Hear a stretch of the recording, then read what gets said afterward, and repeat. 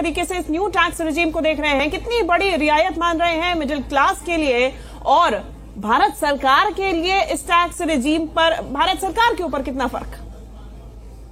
देखिए सर, भारत सरकार के ऊपर तो इसमें उन्होंने जैसे स्पीच में बताया कि 1 लाख करोड़ का उनको फॉरगो हुआ है उनका, तो भारत सरकार को तो 1 लाख करोड़ रुपए उन्हें वेव ऑफ करे हैं जिनका बर्डन पड़ रहा है। इसके साथ ही अगर हम टैक्स पेयर की बात करते हैं तो इस न्यू स्लैब से टैक्स पेयर को डेफिनेटली बहुत ज्यादा रिलीफ पड़ रहा है, क्योंकि जो पुराने टैक्स रिजीम में उनको जहां 7.5 लाख की इनकम के ऊपर टैक्स पे करना पड़ता, 12 लाख तक की इनकम के ऊपर कोई टैक्स नहीं है। तो इससे आप देखेंगे कि जो काफी बहुत ज्यादा टैक्स पेयर हैं वो इस सब रिजीम में आने वाले हैं जिनकी आय के ऊपर कोई टैक्स नहीं पड़ेगा न्यू टैक्स रिजीम के अंदर। हालांकि पुराने टैक्स रिजीम में उन्होंने कोई भी चेंजेस नहीं करे, लेकिन न्यू टैक्स रिजीम में जो उन्होंने चेंज करे हैं उससे जो एक टैक्स पेयर है उसके पास एक काफी टैक्स पे रिलीफ मिलेगा।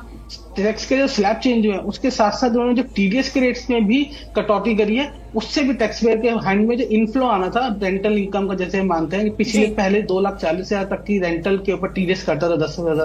10% का, वो अब 6 लाख रुपए हो गया है। तो 6 लाख तक के किसी की रेंटल की आय है उसके ऊपर कोई भी उसका टीडीएस नहीं कटना है, तो उससे उसके क्या होगा कि उसके हैंड में कैश की इनफ्लो होगा बहुत ज्यादा, जिससे कि वो अपने खर्च कर सकता है। साइमल्टेनियसली अगर हम देखेंगे जो सीनियर सिटीजन है उनकी जो एफडी के ऊपर जो इनको इंटरेस्ट मिलता था, जहां वो पहले 50,00,000 तक की लिमिट थी जिसके ऊपर उनको 10% का टीडीएस कटा था, उस लिमिट को 50,000 से बढ़ा के 1 लाख कर दिया गया है। तो 1 लाख तक के इंटरेस्ट इनकम के ऊपर किसी भी सीनियर सिटीजन को टीडीएस नहीं कटेगा। तो ये उससे क्या होगा कि सभी सीनियर सिटीजन के ऊपर और जो टैक्स पेयर हैं, इंडिविजुअल सैलरी अर्न करते हैं, टैक्स स्लैब चेंज करने से, टीडीएस के रेट चेंज करने, सबके हैंड में इनफ्लो बढ़ेगा, और जितना ज्यादा इनफ्लो बढ़ेगा उतना ज्यादा ही उनको रियायत मिलेगी,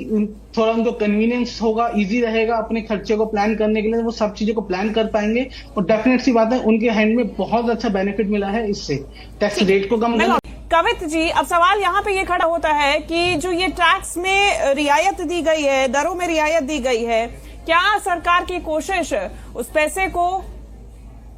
मार्केट में लाना, कैश फ्लो मार्केट में बढ़ाना, यानी कि हाथ में इन हैंड आने वाला जब पैसा बढ़ेगा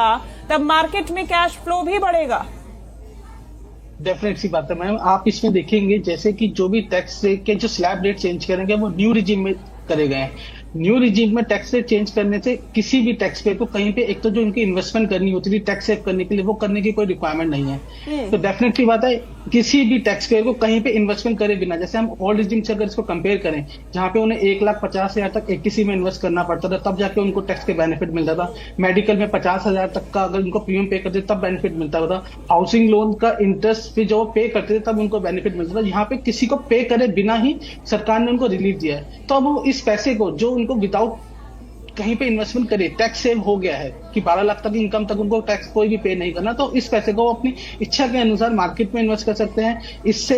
अभी हम जैसे पीछे का 5% देख रहे हैं, एसआईपी और म्यूचुअल फंड्स के अंदर काफी इन्वेस्टमेंट बढ़ती जा रही है। तो इस पैसे को कहीं ना कहीं जो इंडिविजुअल्स है अपने फ्यूचर के लिए एसआईपी और मार्केट में भी इन्वेस्ट कर सकता है, जिससे कि उनको फ्यूचर में ग्रोथ मिल सके, वो कैपिटल मार्केट का बेनिफिट ले सके और इकोनॉमी के अंदर ही इसी फंड को दोबारा रोटेट कर सके, जिससे कि इकोनॉमी के अंदर ही इस फंड का रोटेशन होगा। तो डेफिनेटली बात है सबको एम्प्लॉयमेंट मिलेगा और इकोनॉमी में फंड्स आएगा, तो ये कहीं ना कहीं देश की तरक्की के लिए ही बहुत बेहतर साबित करने वाला बजट है। बिल्कुल, मैं